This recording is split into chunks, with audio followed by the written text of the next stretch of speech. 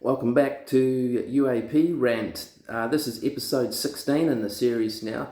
Previous few episodes, as you've been following the podcasts, we've been talking about the importance of Maxwell's quaternion notation, his relationship with Einstein, and how Einstein came up with the fourth dimension as being time, and how Maxwell's untimely death from cancer limited his contribution in terms of the electromagnetic atom and four space geometric potentials and being applied to the fourth dimension, which Einstein has labelled time. So we want to talk a bit more about that today in terms of UAP, UFOs, interdimensional anomalies and space travel, to trying to bring it back to our orbs and rods research and the project that we had in the field, observing them manifesting within what we think is an interdimensional anomaly.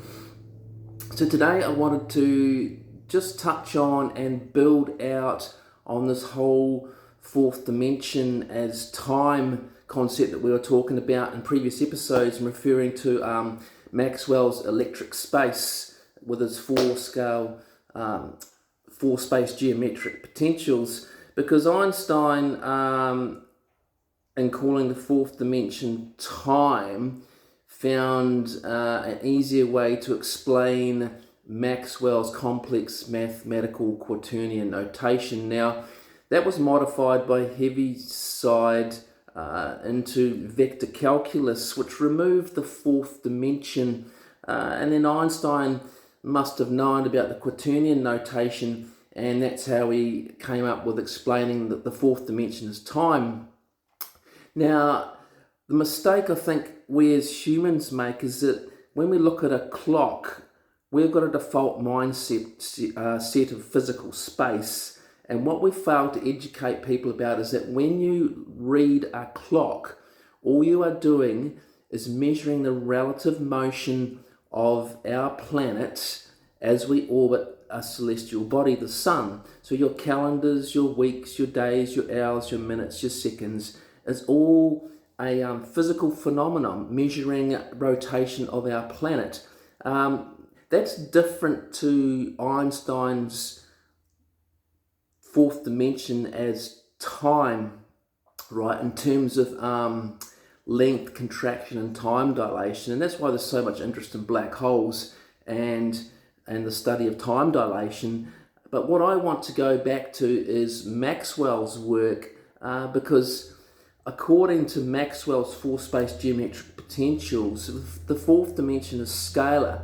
And what I would like to promote a discussion of amongst scientists is that time itself is scalar, right? And that the past, the present, and the future all exist simultaneously in Einstein's world, right? Because if past, present, and future in the fourth dimension all exist simultaneously and time is scalar, then can we not jump between relative sets of coordinates, bypassing the third dimension, essentially moving through hyperspace? Because Einstein's special relativity still applies about the relative motion of objects in space as we move at the speed of up to the speed of light, of course. But if why should they not also apply in a four-dimensional scalar space called time? All right, because essentially if you jump between two sets of coordinates through hyperspace and arrive at another set of coordinates almost instantaneously, I mean, the physical universe is still doing its thing. It's just that you've bypassed moving through the physical dimension and the perception of time passing, giving us the past, the present, and the future moment to moment.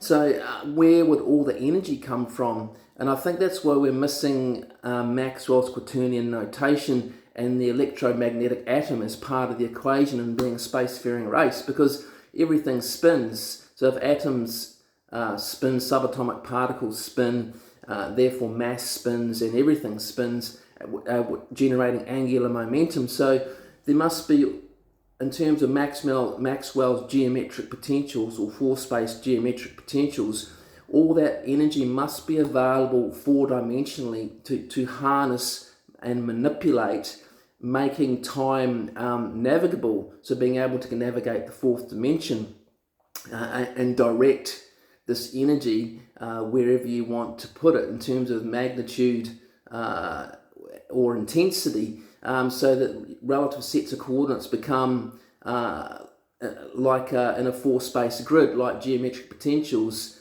You can hop between them.